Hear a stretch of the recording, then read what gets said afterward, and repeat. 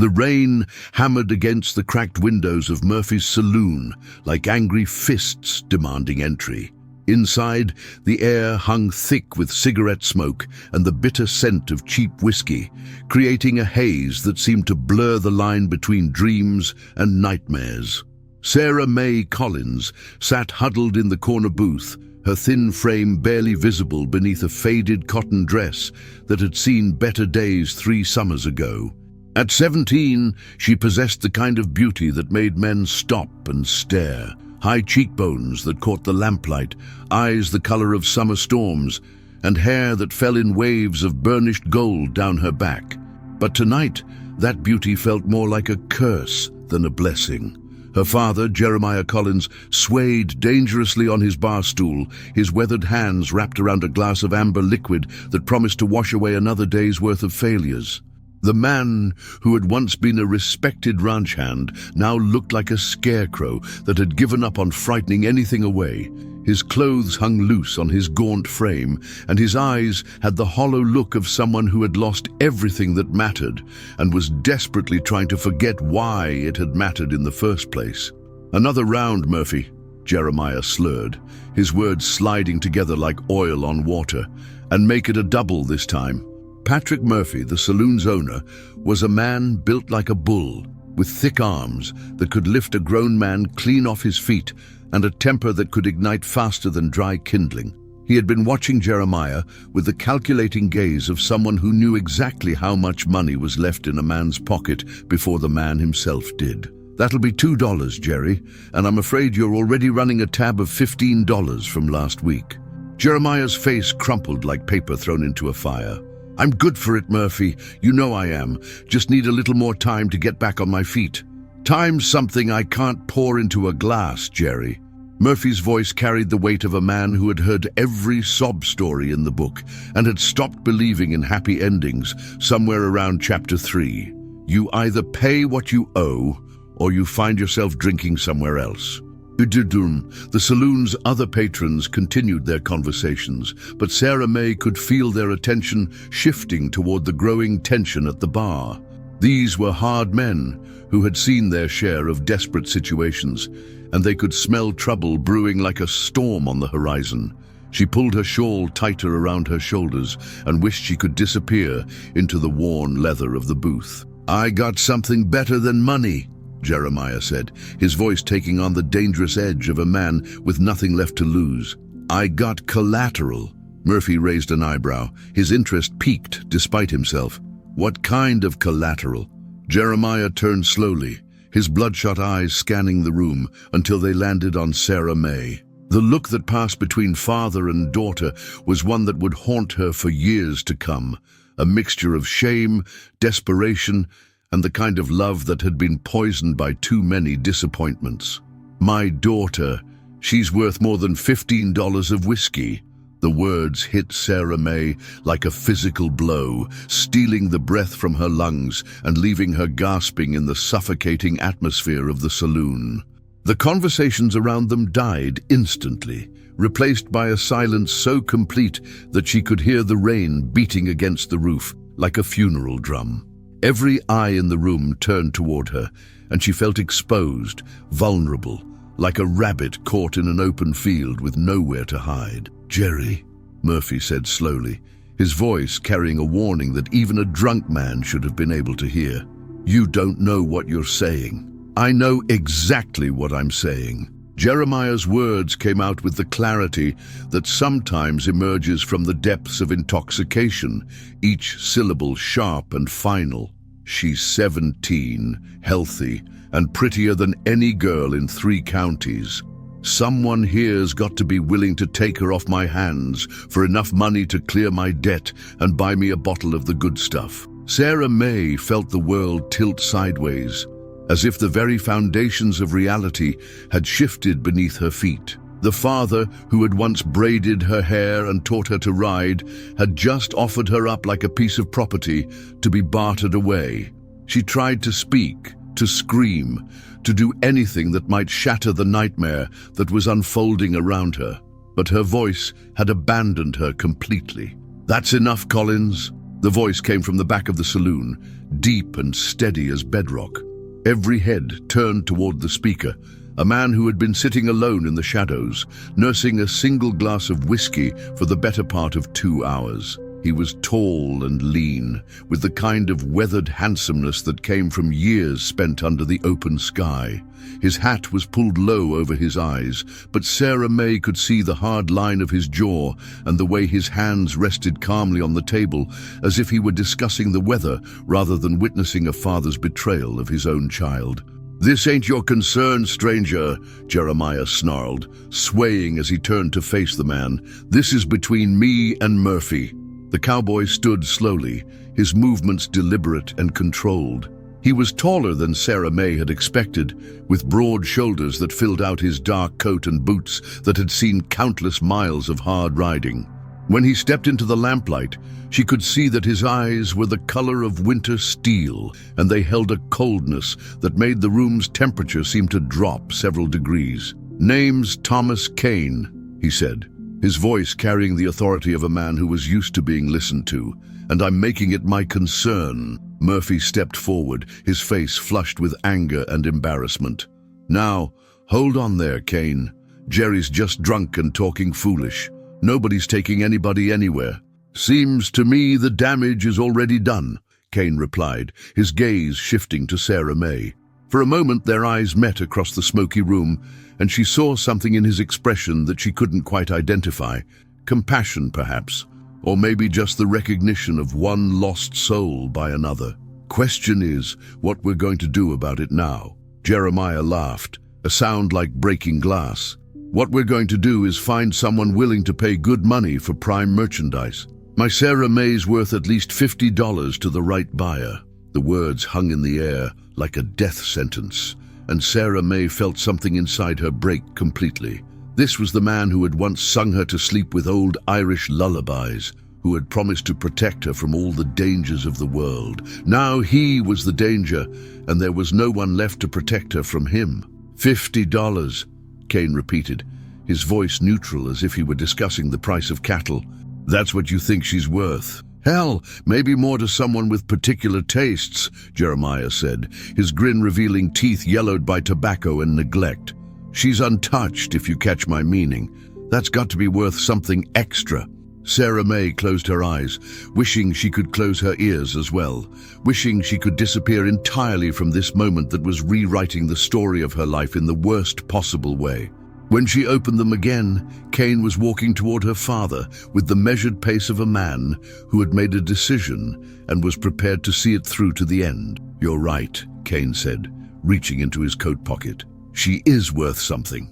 He pulled out a roll of bills that seemed impossibly thick in the dim light of the saloon. Several of the other patrons leaned forward, their eyes widening at the sight of more money than most of them had seen in months. Kane counted out $50 with the same precision he might have used to count bullets, each bill crisp and new. $50, he said, placing the money on the bar. "For the girl." Sarah May felt her heart stop beating, felt the world collapse around her like a house of cards in a hurricane. The stranger, with the kind eyes and the hard voice, had just bought her like a piece of livestock, and her father was already reaching for the money with hands that trembled with anticipation. "Pleasure doing business with you, Kane," Jeremiah said, his voice thick with relief and satisfaction. "She's all yours." Kane picked up the money and handed it to Murphy instead. "This covers his tab and gets him a bottle of your best whiskey. After that, he's not welcome here anymore." Murphy nodded slowly, understanding passing between the two men like a secret handshake. "Understood. Jerry, you heard the man. Take your bottle and get out." Now wait just a minute," Jeremiah protested, but Kane's hand was already resting on his shoulder, and the pressure of those fingers was enough to make him understand that this conversation was over. "You got what you wanted," Kane said quietly. "Now you can drink yourself to death without dragging her down with you." Sarah May watched her father take the bottle of whiskey and stumble toward the door, never once looking back at the daughter he had just sold. The rain swallowed him up like a hungry mouth, and she knew with absolute certainty that she would never see him again. The realization should have hurt more than it did, but she was discovering that there were some kinds of pain that went so deep, they circled back around to numbness. Kane turned toward her, and she braced herself for whatever came next. She had heard stories about men who bought women in saloons, stories that ended in ways that nice girls weren't supposed to think about. But when he spoke, his voice was gentler than she had expected. "Miss Collins, I'd like you to come with me." She found her voice at last, though it came out as barely more than a whisper. "Where are you taking me?" "Somewhere safe," he replied, extending his hand toward her. "Somewhere you can figure out what comes next." Sarah May stared at his outstretched hand, knowing that taking it would mean stepping into a future that was completely unknown. But as she looked around the saloon, at the faces of men who had watched her father sell her without lifting a finger to help, she realized that the unknown couldn't possibly be worse than the known. She took his hand. Kane's grip was warm and steady, and as he helped her to her feet, she felt some of the trembling in her legs begin to subside.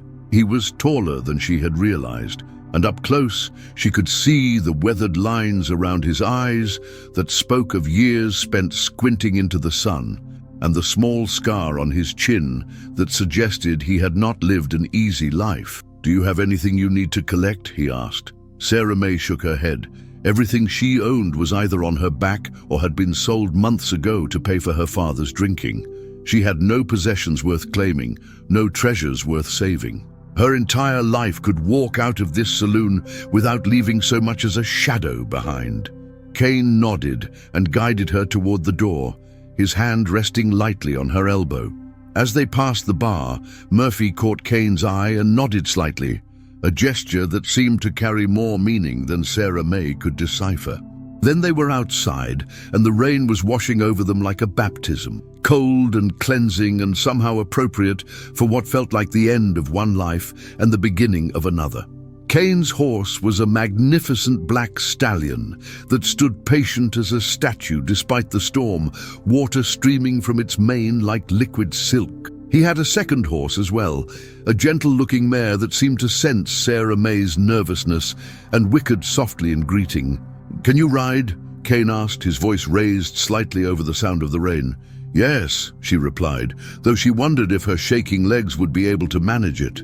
Kane helped her into the saddle, his hands careful and respectful as he adjusted the stirrups for her shorter legs.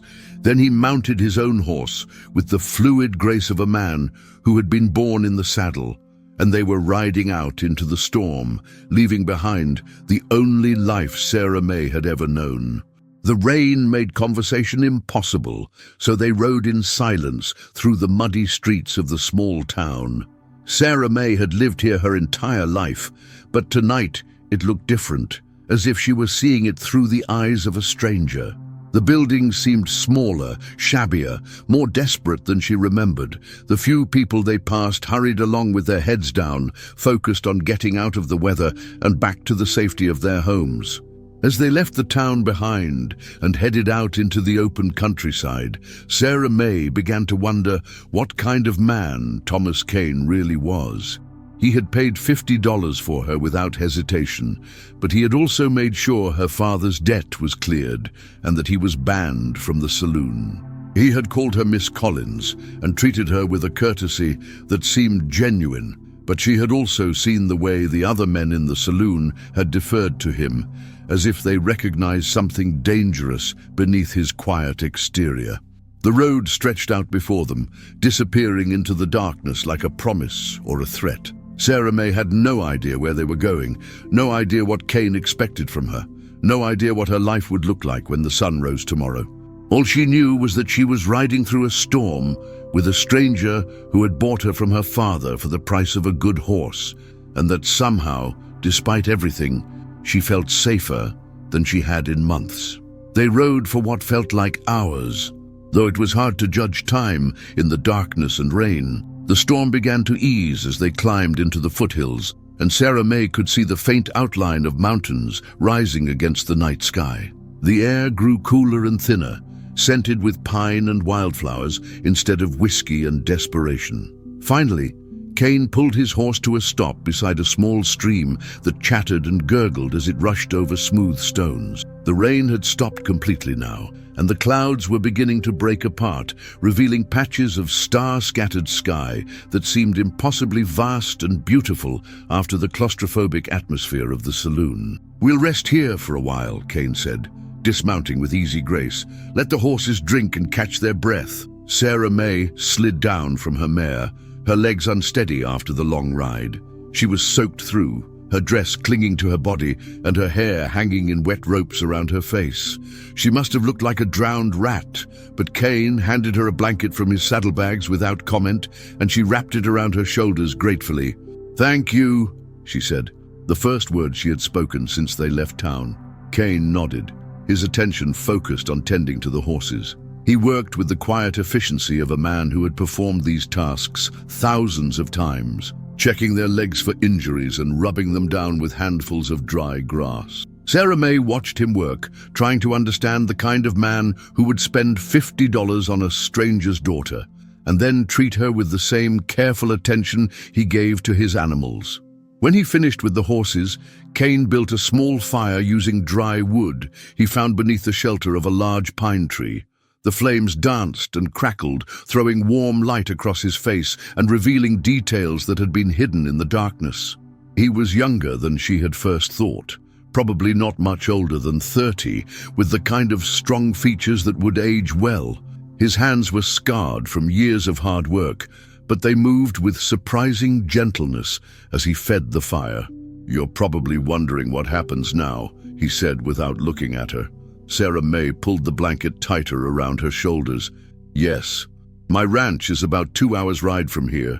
You can stay there until you figure out what you want to do next. I've got a housekeeper named Maria who'll look after you. Make sure you have everything you need. And what do you expect in return?" The question came out harsher than she had intended, but she needed to know what kind of transaction they were really talking about. Kane looked up from the fire, his steel-gray eyes meeting hers directly. "Nothing. You don't owe me anything, Miss Collins. What your father did back there was wrong, and I wasn't going to let it stand.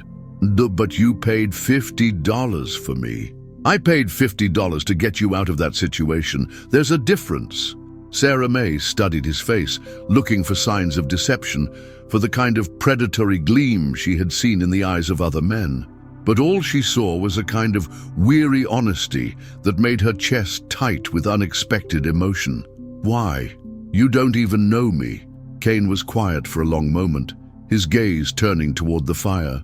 "I know what it's like to be alone in the world. I know what it's like to have the people who are supposed to protect you be the ones who hurt you the most.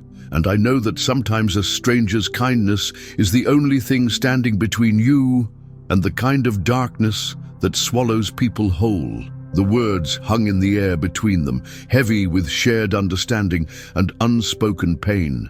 Sarah May felt tears prick at her eyes, the first real emotion she had allowed herself to feel since her father had spoken those terrible words in the saloon. She had been holding everything together through sheer force of will, but Kane's unexpected compassion was threatening to break down the walls she had built around her heart. "I don't know how to thank you," she said, her voice barely above a whisper. "You don't need to thank me. Just promise me you'll take some time to think about what you want your life to look like. You're young, and you're smart, and you're stronger than you know. Don't let what happened tonight define who you become." Sarah May nodded, though she wasn't sure she believed him about being strong.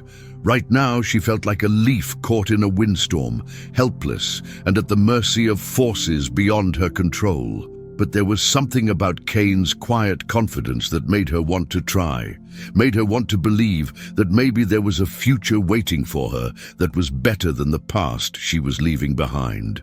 They sat in comfortable silence as the fire burned down to glowing coals, the only sounds the gentle murmur of the stream and the soft whisper of wind through the pine branches. Sarah May found herself stealing glances at Kane, trying to understand the man who had literally bought her freedom. He seemed lost in his own thoughts, his expression distant and somewhat melancholy, as if he were remembering things he would rather forget.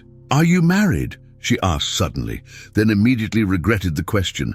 It was none of her business, and she had no right to pry into his personal life. Kane looked up, a slight smile tugging at the corner of his mouth. No, never found the right woman, I suppose. Or maybe she never found me. Do you live alone on your ranch? Mostly. I've got Maria, like I mentioned, and a couple of hands who help with the cattle. But it's a quiet life. Some might say too quiet. Sarah May tried to imagine what it would be like to live in a place where the only sounds were natural ones, where there was no shouting or breaking glass, or the constant smell of whiskey. It sounded like paradise, but she was afraid to hope for too much. Experience had taught her that good things had a way of turning bad without warning. What if I can't figure out what I want to do? She asked. What if I'm not as strong as you think I am? Kane's expression grew serious, and he leaned forward slightly, his eyes fixed on her face. Then you'll figure it out anyway, because that's what people do. They find a way to keep going, even when they don't know how, and you won't be doing it alone. I meant what I said about looking after you. The sincerity in his voice made Sarah May's throat tight with emotion.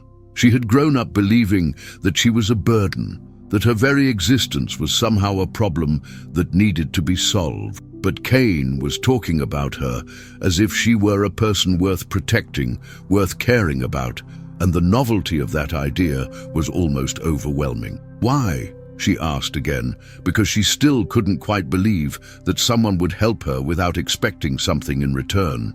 Kane stood and began to bank the fire, his movements careful and methodical.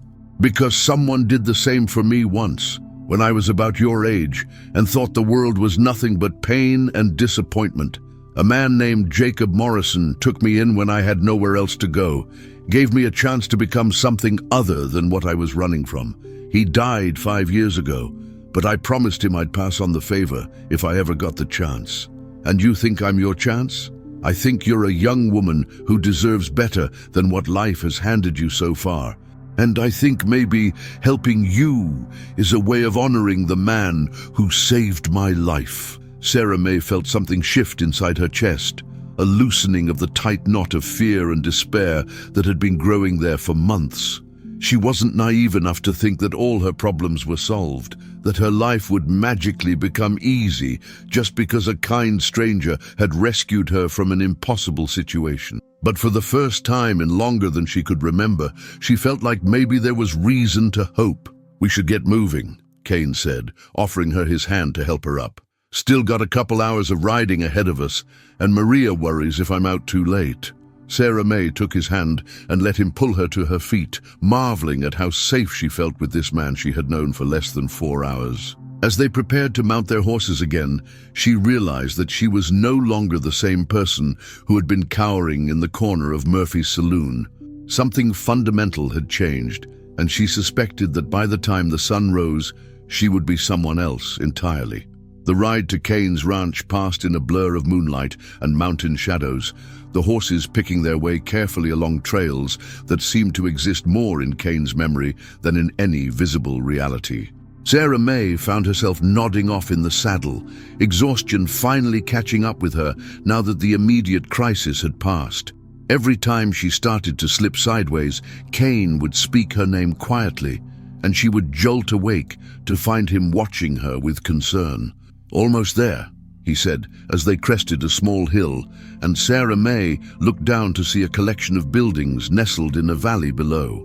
The ranch house was larger than she had expected, with a wide front porch and windows that glowed warmly in the darkness.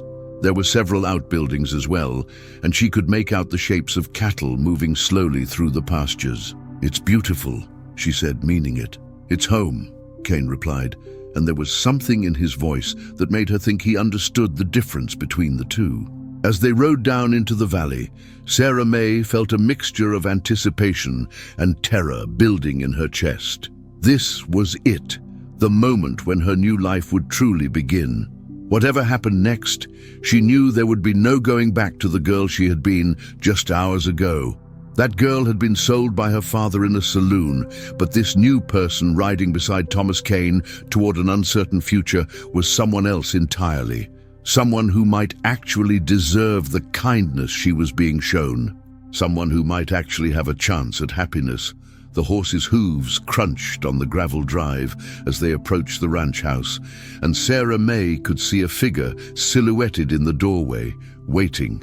The future was rushing toward her like a river in flood, and all she could do was hold on tight and trust that somehow, someway, everything was going to be all right. But as they drew closer to the house, Sarah May couldn't shake the feeling that her troubles were far from over. Men like her father didn't just disappear, and the kind of life she was leaving behind had a way of following people no matter how far they ran. Kane might think he was rescuing her, but she suspected that before this was all over, she might be the one putting him in danger. The thought made her stomach clench with worry, but it was too late to turn back now. For better or worse, her fate was now tied to this quiet cowboy who had bought her freedom with $50 and a promise of safety. All she could do was pray that his kindness wouldn't be the thing that destroyed them both. Chapter 2. The Reckoning.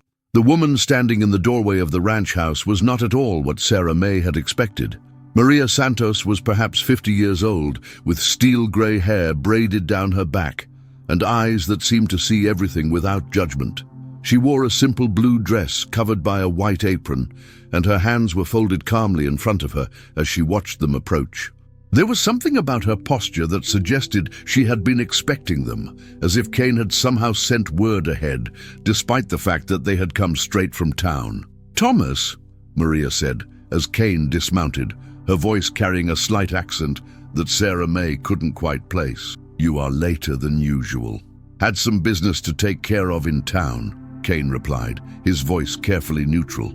He helped Sarah May down from her horse, his hands steady and supportive as her legs nearly buckled beneath her. The exhaustion was hitting her all at once now, a bone-deep weariness that made every movement feel like swimming through molasses.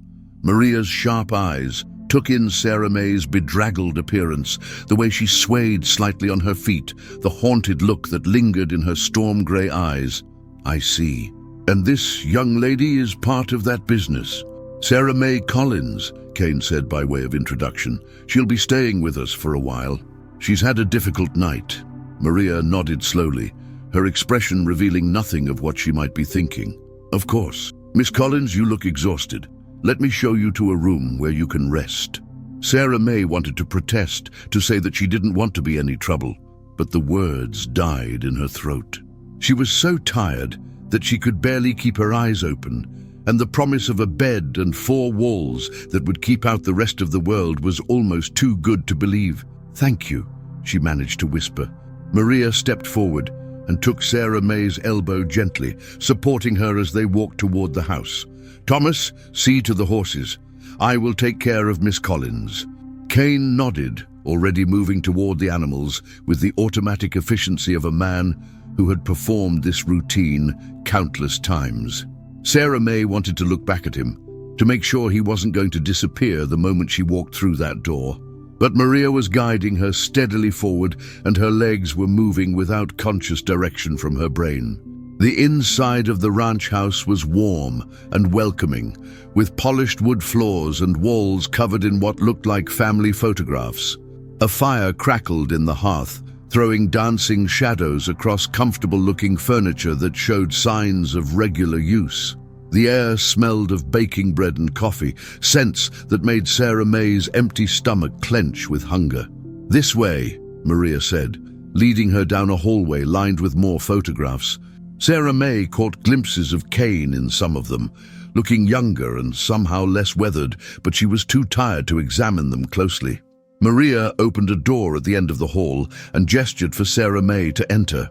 The room was small but cozy, with a single bed covered in a quilt that looked handmade, a dresser topped with a wash basin and pitcher, and a window that would offer a view of the mountains when the sun rose. It was the nicest room Sarah May had ever seen, let alone been offered to sleep in. "There are clean clothes in the dresser," Maria said, moving to light a small lamp on the bedside table. "They belonged to Thomas's sister. She was about your size, I think." Sarah May's head snapped up. "His sister?" "Elena. She died 3 years ago. Consumption." Maria's voice was matter-of-fact, but Sarah May could hear the underlying sadness. "She would have liked you, I think." She had a kind heart, always bringing home strays. The words hit Sarah May like a physical blow. A stray. That's what she was, wasn't it? A homeless, parentless creature that Cain had taken pity on. The thought made her cheeks burn with shame, but she was too tired to feel the full weight of the humiliation. "I'm sorry for your loss," she said, because it seemed like the right thing to say. Maria's expression softened slightly. "Thank you. Elena would not want her clothes to sit unused when someone needs them. You are welcome to anything that fits." Sarah May nodded, not trusting her voice to remain steady. Maria moved toward the door, then paused with her hand on the handle. "Miss Collins, I do not know what brought you here tonight, and I will not pry. But you should know that Thomas Cain is a good man. He does not make promises he cannot keep, and he does not help people with the expectation of payment. Whatever he has told you, you can believe." "Thank you," Sarah May whispered. Maria nodded once and left, closing the door quietly behind her. Sarah May stood in the middle of the room for a long moment, trying to process everything that had happened. 12 hours ago, she had been Sarah May Collins, the unwanted daughter of a drunk who could barely keep food on the table. Now she was standing in a dead girl's room, wearing clothes that reeked of whiskey and desperation, trying to figure out how to be grateful for kindness she wasn't sure she deserved. She walked to the dresser and opened the top drawer, finding it filled with neatly folded undergarments and nightgowns. The fabric was soft and clean, a luxury she had almost forgotten existed. In the second drawer, she found day dresses in various colors and styles, all of them far nicer than anything she had ever owned. Elena Cain had been a woman of means, clearly, and she had possessed excellent taste. Sarah May selected a simple white nightgown and held it up to the lamplight. It was made of cotton so fine it was almost transparent, with delicate embroidery around the neckline and sleeves. She had never owned anything so beautiful, and the thought of wearing it made her feel like she was somehow trespassing on sacred ground. But Maria had said she was welcome to anything that fit, and she desperately needed to get out of her wet, dirty clothes. She undressed quickly, her fingers fumbling with buttons and laces in her exhaustion. When she finally pulled the nightgown over her head, it fit perfectly, as if it had been made for her. The fabric was soft against her skin, and for the first time in months, she felt clean. She was about to blow out the lamp when she heard voices coming from somewhere else in the house. The walls were thin enough that she could make out the words, and she found herself straining to listen, despite knowing it was wrong to eavesdrop. "What happened, Thomas?" Maria's voice, sharp with concern. Her father sold her, in Murphy's saloon, in front of a room full of men. Cain's voice was flat, emotionless, but Sarah May could hear the anger simmering beneath the surface. "Dios mío, that poor child. How much did you pay? $50? There was a long pause. Then Maria spoke again. "And what happens now? You cannot keep her here indefinitely without people talking." "I know, I'm still figuring that out. Thomas, you have a good heart, but you must think about what you're doing. She is young and beautiful and alone. People will assume things. Let them assume. I know what I'm doing." "Do you? Because from where I stand, it looks like you are trying to save someone who reminds you of Elena, and that is not fair to either of you." Sarah May's breath caught in her throat. She had wondered why Cain had helped her, but she hadn't considered that his dead sister might be part of the equation. The thought made her stomach twist with a mixture of hurt and understanding. Of course, he wasn't helping her because he saw something special in her personally. He was helping her because she reminded him of someone he had lost. "This is different," Cain said, but there was something in his voice that suggested he wasn't entirely convinced. "Is it? Elena was about the same age when she got sick. She was beautiful and vulnerable and desperately afraid. You could not save her, so now you think you can save this girl instead. Maybe I can't save anyone. But I couldn't let her father sell her like a piece of livestock. You didn't see the way those men were looking at her, Maria. You didn't see what was going to happen. And what if her father comes looking for her? What if he decides $50 was not enough? What if he brings trouble to our door?" Sarah May felt her blood run cold. She hadn't thought about that possibility, but now that Maria had voiced it, it seemed inevitable. Her father might be a drunk, but he wasn't stupid. If he sobered up long enough to realize what he had done, he might decide that he had sold her too cheaply. Or worse, he might decide that he wanted her back. "Then we'll deal with that when it happens," Kane said. "But I'm not going to spend the night second-guessing myself. I did what I thought was right. And what about what she thinks is right? Have you asked her what she wants?" "She wants to be safe. That's all any of us want." Maria sighed heavily. "Thomas, I have worked for your family for 15 years. I watched you grow from an angry young man into someone I am proud to call a friend. But sometimes your desire to protect people blinds you to the reality of what they need." "What are you saying?" "I am saying that maybe this girl needs more than just a place to hide. Maybe she needs to figure out who she is when she is not running from something.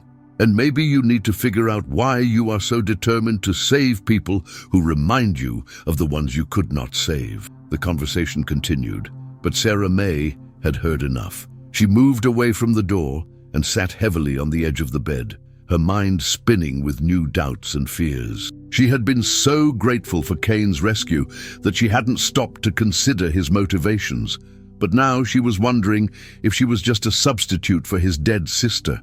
A way for him to work through his own guilt and grief. The thought made her feel hollow inside, as if someone had scooped out her insides and left her with nothing but an empty shell. She had been so desperate to believe that someone could care about her for who she was, but maybe that was just another fantasy, another way of lying to herself about the reality of her situation. She crawled under the covers and pulled the quilt up to her chin, trying to find some comfort in the softness of the bed and the warmth of the room. But sleep was a long time coming, and when it finally claimed her, her dreams were filled with images of her father's face and the sound of coins changing hands. Sarah May woke to the sound of someone moving around in the kitchen, the soft clatter of dishes and the whisper of quiet footsteps. Sunlight was streaming through the window, golden and warm, and she could hear birds singing in the trees outside. For a moment, she couldn't remember where she was, and then the events of the previous night came rushing back like a physical blow. She was in Thomas Kane's house, wearing his dead sister's nightgown, trying to figure out how to be grateful for kindness that might not be as pure as she had hoped. She sat up slowly, her body aching from the long ride and the emotional trauma of the night before. Her mouth felt like cotton, and she was so hungry that her stomach was cramping. Someone had left a pitcher of fresh water and a clean towel on the dresser, and Sarah May used them to wash her face and hands. The water was cool and refreshing, and she felt slightly more human afterward. She selected a simple blue dress from Eleanor's wardrobe, one that fit reasonably well despite being a little loose in the waist. The fabric was soft and well made, and she felt like she was playing dress-up in someone else's life. When she emerged from the room, she found Maria in the kitchen, preparing what looked like enough breakfast to feed a small army. The older woman looked up as Sarah May entered, her expression unreadable. "Good morning, Miss Collins. I trust you slept well." "Yes, thank you." The bed was very comfortable. Sarah May hesitated in the doorway, unsure of her welcome. "I hope I'm not intruding." Maria gestured toward the table. "Sit. You need food. You are too thin." Sarah May obeyed, settling into a chair at the wooden table. Maria placed a plate in front of her loaded with eggs, bacon, and fresh biscuits, along with a cup of coffee that smelled like heaven. She hadn't eaten a proper meal in days, and the sight of so much food made her eyes water with gratitude. "Thank you," she said, her voice barely above a whisper. "Eat," Maria commanded, settling into the chair across from her with her own cup of coffee. "We will talk when you have food in your stomach." Sarah May didn't need to be told twice. She ate with the focused intensity of someone who had been truly hungry, savoring every bite while trying not to seem too desperate. The food was delicious, better than anything she had tasted in months, and she could feel strength returning to her body with each mouthful. When she had cleaned her plate, Maria refilled her coffee cup and settled back in her chair. "Better. Much. Thank you for the clothes too. They fit perfectly. Elena would be glad to know they are being put to good use." She always said that beautiful things should not be wasted on the dead. Sarah May looked down at her hands wrapped around the warm coffee cup. I heard you and Mr. Kane talking last night. I didn't mean to eavesdrop, but the walls are thin. Maria's expression didn't change. And what did you hear? That he helped me because I remind him of his sister. That maybe he's trying to save me to make up for not being able to save her. And how does that make you feel? Sarah May considered the question carefully. Confused, grateful, but also hurt, I suppose. I thought maybe he saw something in me worth saving, but if I'm just a substitute for someone else, then I don't know what that makes me. Maria nodded slowly. Thomas Kane is a complicated man. He has a good heart, but he carries more guilt than any one person should have to bear. Elena's death nearly destroyed him, and he has spent the last 3 years trying to find a way to forgive himself for something that was not his fault. What happened to her? Consumption, like I told you. But it was more than that. Elena was engaged to be married to a man named David Brennan, the son of a wealthy rancher from the next county. It was a good match, or so everyone thought. David was handsome and charming, and Elena was completely smitten with him. Gee. Maria paused to take a sip of her coffee, her eyes distant with memory. But David had a secret. He was a gambler, and he owed money to some very dangerous people. When Elena got sick, he used her illness as an excuse to break the engagement. He said he couldn't marry a woman who might not live to give him children. Sarah May felt a surge of anger on behalf of a woman she had never met. How terrible. Elena was heartbroken, but she was also proud. She refused to let anyone see how much David's betrayal had hurt her. She pretended to be fine, but Thomas could see through her act. He knew she was dying inside, and he blamed himself for not seeing David's true character from the beginning. But how was that his fault? It was not, of course. But Thomas had given David permission to court Elena, and he felt responsible for her pain. When she died, he convinced himself that she had died of a broken heart rather than consumption, and that if he had been a better brother, a better protector, she would still be alive. Sarah May began to understand the weight that Kane carried, the reason for the sadness she had seen in his eyes. So when he saw me last night, he saw a chance to do what he could not do for Elena, a chance to save someone who was in danger, to be the protector he wished he had been for his sister. Oh, and you think that's not a good reason to help someone? Maria studied Sarah May's face carefully. I think it is a reason, but it is not the only reason. Thomas Kane is not the kind of man who would spend $50 on a whim, or who would bring a stranger into his home without good cause. Yes, you remind him of Elena, but I think he also sees something in you that he recognizes from his own past. What do you mean? Thomas was not always the man he is today. When he was younger, not much older than you are now, he was wild and angry and heading down a path that would have led to nothing but trouble. His parents died when he was 16, and he spent the next few years drinking and fighting and generally trying to destroy himself. Sarah May leaned forward, intrigued despite herself. What changed? Jacob Morrison. He was an old cowboy who worked on a ranch about 50 miles from here. He saw something in Thomas that Thomas could not see in himself, and he took him in, gave him work, gave him purpose, gave him a reason to become something better than what he was. Mr. Kane mentioned him last night. He said Mr. Morrison saved his life. Jacob did more than save his life. He saved his soul, and when Jacob died, Thomas promised him that he would pass on the favor if he ever got the chance. I think that is what he is trying to do with you. Sarah May felt something shift in her chest, a loosening of the tight knot of hurt and confusion that had been growing there since she had overheard the conversation. So, it's not just about his sister. No, it is about his sister. And it is about Jacob Morrison, and it is about the man Thomas Kane has chosen to become. But mostly, I think it is about you, about the fact that you are young and alone and in need of help, and he is in a position to provide it. But what if I can't be the person he wants me to be? What if I'm not worth saving? Maria's expression grew fierce. Every person is worth saving, Miss Collins. Every person deserves a chance to become something better than their circumstances. The question is not whether you are worth saving. The question is whether you are willing to save yourself. The words hit Sarah May like a physical blow, forcing her to confront truths she had been avoiding. She had been so focused on what Kane expected from her, on what she owed him, that she had forgotten to think about what she wanted for herself. "I don't know how," she admitted.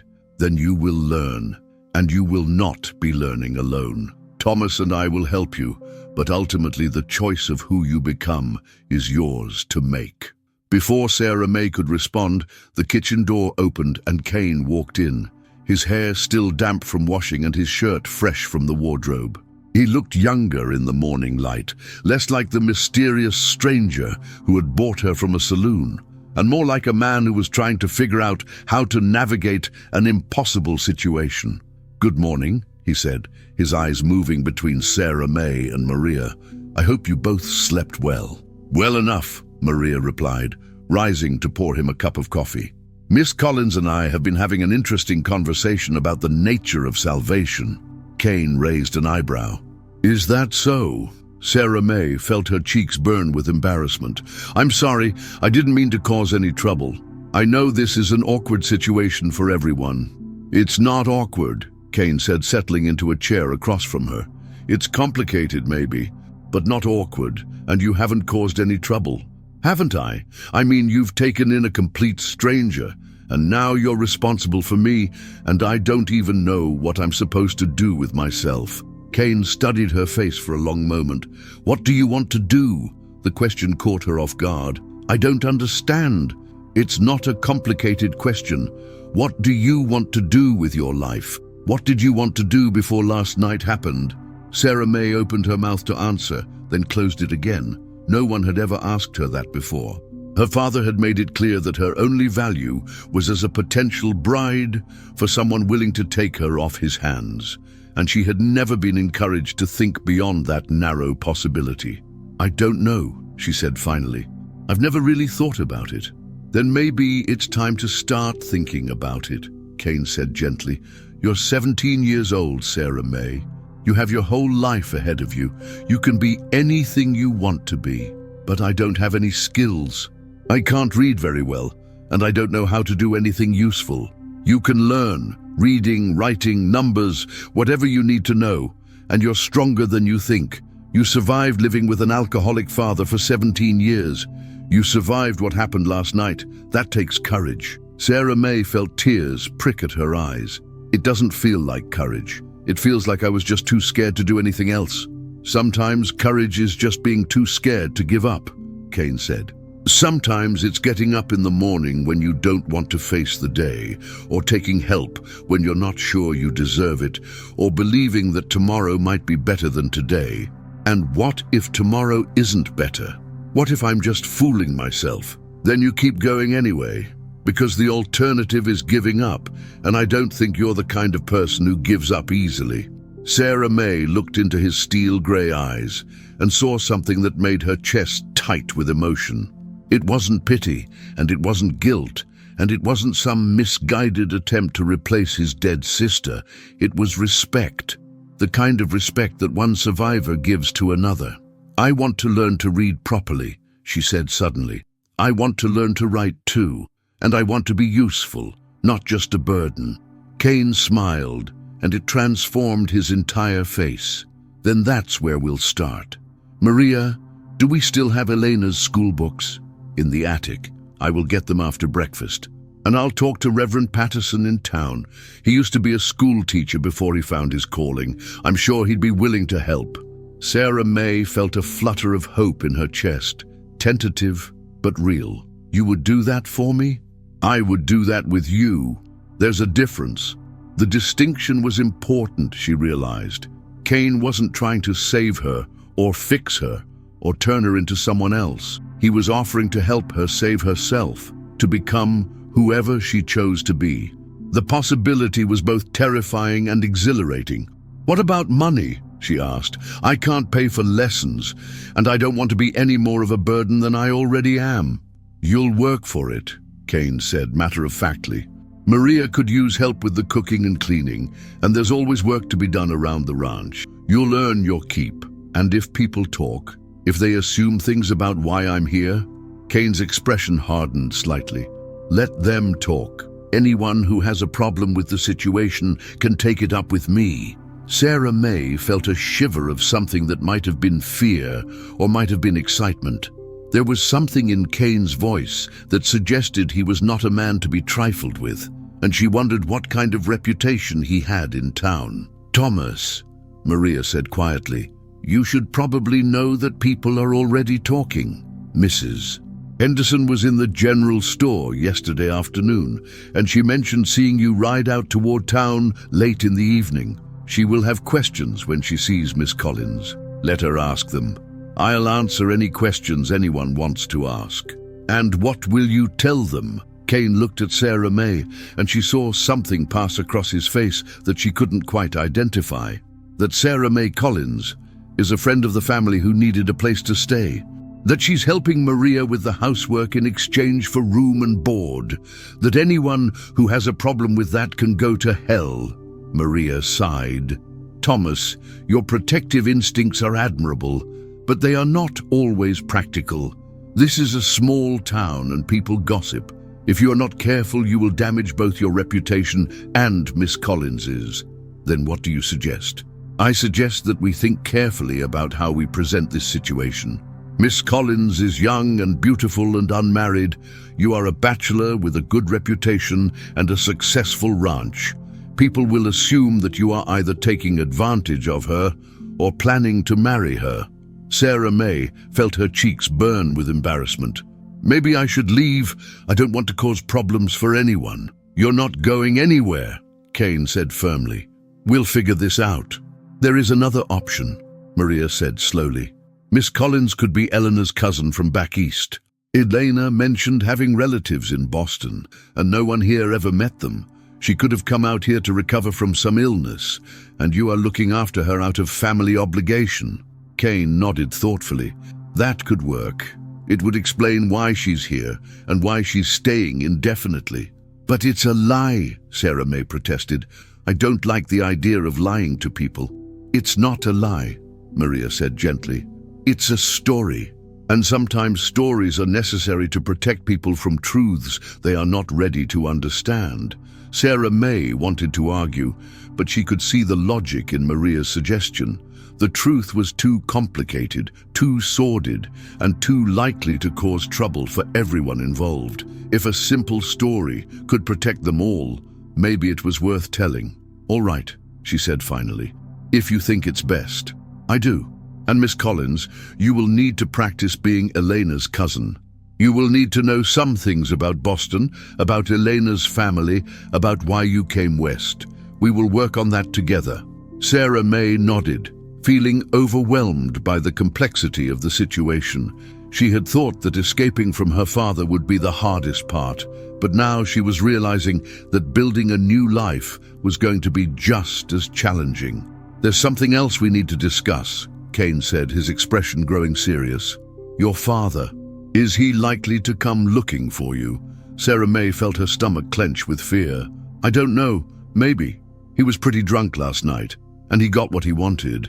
But when he sobers up, he might realize that he could have gotten more money if he had been more careful about who he sold me to." "Sold you to," Kane repeated, his voice flat. "You keep using that phrase. Because that's what happened. You paid him $50, and he gave you me. That's a sale." "No, it's not. I gave him $50 to clear his debt and get him out of your life. You don't belong to me, Sarah May. You belong to yourself." The words hit her like a physical blow, and she felt tears prick at her eyes. "I don't know how to do that. I don't know how to belong to myself." "You'll learn," Kane said gently. "We'll all learn together." The conversation was interrupted by the sound of horses approaching the house. Kane stood quickly, his hand automatically moving to the gun holstered at his hip. Sarah May felt her heart start to race, and she saw her own fear reflected in Maria's eyes. "Stay here," Kane said, moving toward the window. He peered out through the curtains, his body tense and ready for trouble. After a moment, he relaxed slightly. It's just Ben and Charlie, coming in from the north pasture. Sarah May sagged with relief, but the moment of fear had reminded her of how precarious her situation really was. She was safe for now, but that safety was dependent on so many things beyond her control. Her father's continued absence, the discretion of the townspeople, Kane's continued protection. Any of those things could change without warning, and then where would she be? "Are you all right?" Maria asked, noticing her distress. "I'm fine, just jumpy, I suppose." Kane returned to the table, but Sarah May could see that he was still alert, still listening for any sign of trouble. "Ben and Charlie are my ranch hands. They're good men, and they'll keep their mouths shut about you being here. But we should probably introduce you as Elena's cousin right from the start, just to be safe." "All right. What should I know about her family?" Maria stood and began clearing the breakfast dishes. "I will tell you everything I know while we work on the housework. It will be good practice for you to learn how to manage a household." Sarah May nodded, though the idea of managing a household seemed as foreign to her as learning to fly. She had never had a proper home to manage, never had nice things to take care of, never had reason to learn the skills that other women took for granted. "Don't look so worried," Kane said, apparently reading her expression. "You're not expected to know everything immediately. We'll take it one day at a time." "One day at a time," Sarah May repeated, as if testing the words. It seemed like a reasonable philosophy, but she wasn't sure she trusted it. Her experience had taught her that planning for the future was usually a waste of time, because the future had a way of turning out nothing like what you expected. But maybe that was exactly why Kane's approach made sense. Maybe instead of trying to plan for every possible contingency, she should focus on getting through each day as it came. Maybe that was the first step toward learning how to belong to herself. "I should probably go check on the cattle," Kane said, standing and reaching for his hat. "Ben and Charlie will want to know about the new fence we're planning to build on the eastern boundary." "Will you be back for lunch?" Maria asked. "Probably not. We'll be working most of the day, but I'll be back for dinner." He paused in the doorway and looked back at Sarah May. "Try not to worry too much. You're safe here." "I know." "Thank you." Kane nodded and left, and Sarah May heard the sound of his boots on the front porch, followed by the murmur of voices as he greeted his ranch hands. She stood and moved to the window, watching as he mounted his horse and rode out toward the pastures with two other men. Even from a distance, she could see the easy confidence with which he sat his horse, the way the other men deferred to his judgment. "He is a good man," Maria said, joining her at the window. "But he is also a man carrying a great deal of pain. Be patient with him." "I will. And Maria, thank you for everything. I know this isn't easy for you either." "It is not easy, but it is right. And sometimes doing the right thing is more important than doing the easy thing." Sarah May nodded, understanding more than she could express. She had spent her entire life taking the easy path, accepting her father's neglect and abuse, because fighting back seemed impossible. But maybe it was time to start doing the right thing, even if it was harder. "Now," Maria said briskly, "let us begin your education. There is much to learn, and we have all day to get started." As Sarah May followed Maria deeper into the house, she felt a mixture of excitement and terror building in her chest. She was about to begin a new life, to become a new person, and she had no idea what that would look like. But for the first time in her life, she was going to have a choice in the matter. The day passed in a blur of activity. Maria taught her how to make bread from scratch, how to preserve vegetables, how to manage a wood-burning stove without burning down the house. They worked side by side, and Maria told her stories about Elena's fictional family in Boston, creating a detailed history that Sarah May would need to memorize if she was going to successfully impersonate Elena's cousin. By evening, Sarah May's hands were sore and her back was aching, but she felt a sense of accomplishment that was entirely new to her. She had learned useful skills, had contributed something valuable to the household, had taken the first steps toward becoming someone who could take care of herself. When Kane returned for dinner, he found her helping Maria set the table, her movements more confident than they had been that morning. He smiled as he watched her work, and Sarah May felt a warm glow of pride at his approval. "How was your first day?" he asked as they sat down to eat. "Educational. I learned how to make bread, and I can now tell you everything you ever wanted to know about Elena's cousin Margaret from Boston." Kane laughed, and the sound was warm and genuine. "Margaret? That's my name now. Margaret Collins, lately of Boston, recently arrived to recover from a bout of consumption. I'm the daughter of Elena's father's brother, and I've come west for the dry air and the change of scenery. And what do you think of the West so far, Miss Margaret?" Sarah May considered the question seriously. "I think it's full of possibilities. Frightening possibilities, but possibilities nonetheless. That's a good way to look at it. The West is definitely full of possibilities for those brave enough to seize them." "Are you saying I'm brave?" Kane's expression grew serious. "I'm saying you survived 17 years with an alcoholic father who didn't appreciate what he had. I'm saying you had the courage to trust a stranger when you had no other options. I'm saying you spent today learning new skills instead of wallowing in self-pity. Yes, Sarah May, I think you're brave." She felt tears prick at her eyes, but this time they were tears of gratitude rather than fear. "Thank you." "Don't thank me yet. Wait until you've been here a week and Maria has you up at dawn, kneading bread and mucking out stalls." "I can muck out stalls, if you want to. There's plenty of work to go around, and the horses could use the attention." Sarah May nodded, excited by the prospect of learning something new. She had always loved horses, but her father had never let her near them when he was sober enough to notice. "Thomas," Maria said, "we should probably take Miss Collins to town tomorrow. She will need some things of her own, and it would be good for people to meet Elena's cousin." Kane nodded thoughtfully. "That's a good idea. The sooner we establish her presence here, the less likely people are to ask uncomfortable questions." "What kind of things will I need?" Sarah May asked. "Clothes of your own, for one thing. Elena's dresses fit you well enough, but you should have things that belong to you. Personal items, toiletries, perhaps some books if you're serious about improving your reading." Sarah May felt a flutter of panic. "But I don't have any money." "You'll work for it, like we discussed. Consider it an advance against future wages." The idea of having wages, of earning money for honest work, was so foreign to Sarah May that she could barely process it. Her father had never allowed her to work outside the home, claiming that it would reflect poorly on him if people thought he couldn't provide for his family. Of course, he hadn't been providing for his family, but logic had never been his strong suit. "How much do you think everything will cost?" she asked. "Don't worry about the cost," Kane said firmly.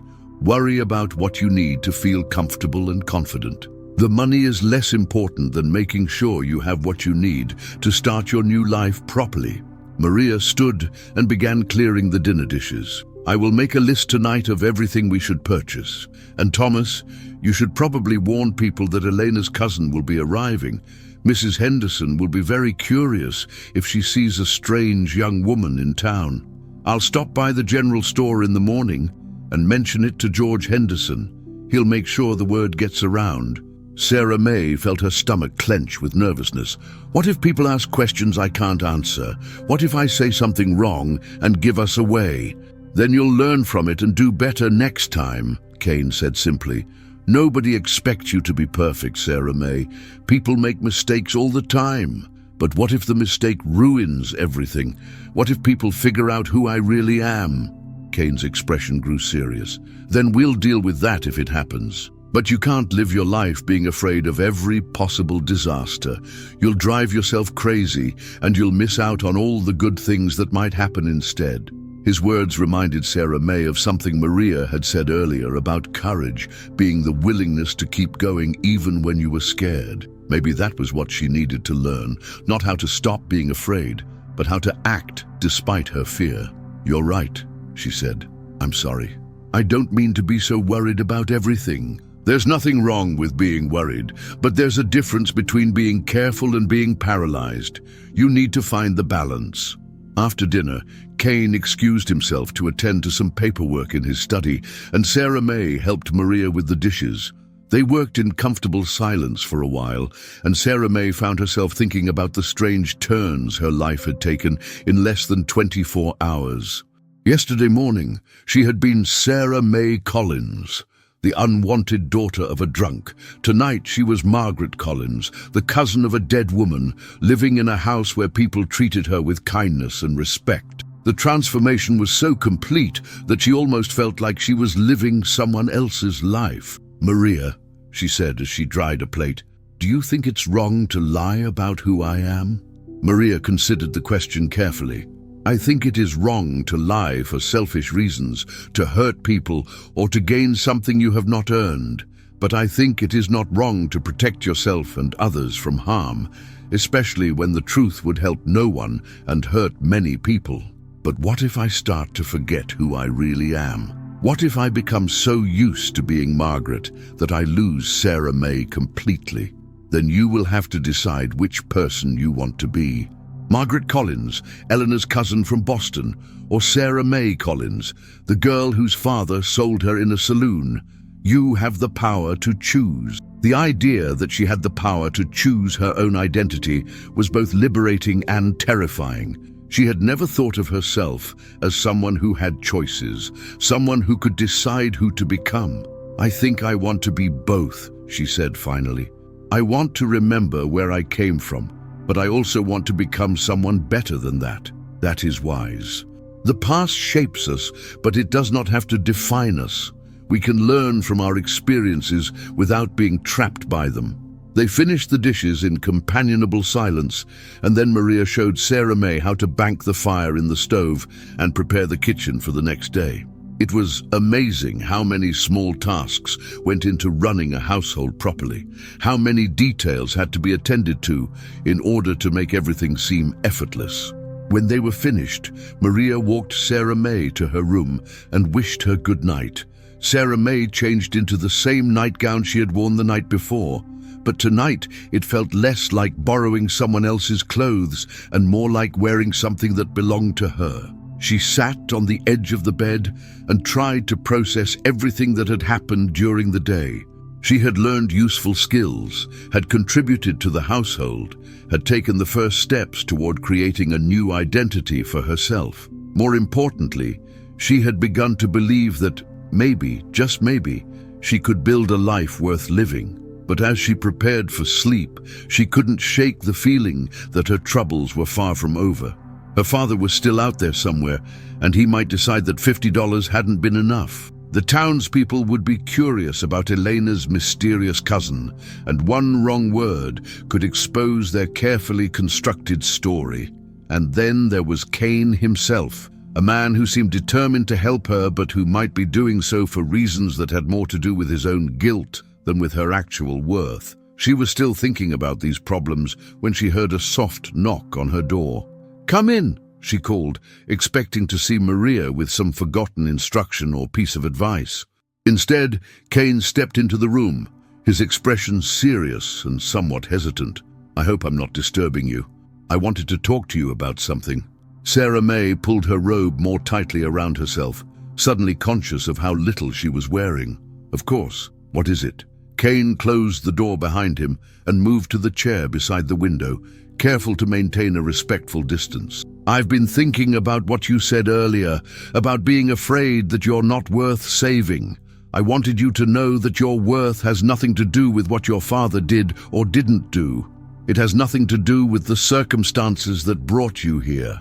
Then what does it have to do with? It has to do with who you choose to be from this moment forward. It has to do with the kindness you showed Maria today, the way you threw yourself into learning new skills, the courage you've shown in trusting us with your safety. You're worth saving because you're a human being, and every human being deserves a chance at happiness." Sarah May felt tears prick at her eyes. "But what if I disappoint you? What if I can't become the person you think I can be?" Kane leaned forward, his grey eyes intense and sincere. "Then you'll be human, just like the rest of us. Sarah May, I'm not expecting you to be perfect. I'm not expecting you to transform overnight into someone completely different. I'm just hoping that you'll give yourself permission to try. Why does it matter to you so much? Why are you willing to do all this for someone you barely know?" Kane was quiet for a long moment, and Sarah May could see him struggling with how much to reveal. "Because I know what it's like to feel worthless," he said finally. "I know what it's like to think that you're nothing but a burden, that you're better off dead than alive. And I know how much it can mean when someone believes in you, even when you don't believe in yourself. Is that what Mr. Morrison did for you? Jacob Morrison saved my life in every way that matters. When I met him, I was 19 years old and convinced that I was destined to follow in my father's footsteps." "What do you mean?" Kane's expression darkened. "My father was not a good man, Sarah May. He was violent and cruel, and he took out his anger on anyone weaker than himself. When he died, I thought I was free, but I discovered that I had learned too many of his lessons. I was angry all the time, looking for fights, drinking too much, treating people badly, because that was the only way I knew how to feel powerful." Sarah May felt a chill run down her spine. The idea that Kane might have once been like her father was almost impossible to believe, but she could see the pain in his eyes, the weight of old shame that he still carried. "What changed?" she asked quietly. "Jacob Morrison knocked me on my ass in a bar fight and then offered me a job the next morning. He said he could see something in me that I couldn't see in myself, and he was willing to bet his time and energy on the possibility that he was right." "And was he right?" Kane smiled slightly. "I'd like to think so, but it took years of hard work and a lot of patience on Jacob's part. There were times when I thought it would be easier to go back to being the angry young man I had been, but Jacob never gave up on me, even when I gave up on myself." Sarah May began to understand why Kane had been so determined to help her. He wasn't just trying to replace his sister or work through his own guilt. He was trying to pass on the gift that Jacob Morrison had given him, the gift of seeing potential where others saw only problems. "I'm not sure I deserve that kind of faith," she said. "That's exactly what I said to Jacob. He told me that deserving had nothing to do with it. He said that every person has the potential to be something better than their worst moments, and that sometimes all they need is someone willing to believe in that potential." "And you believe in mine?" Kane met her eyes directly.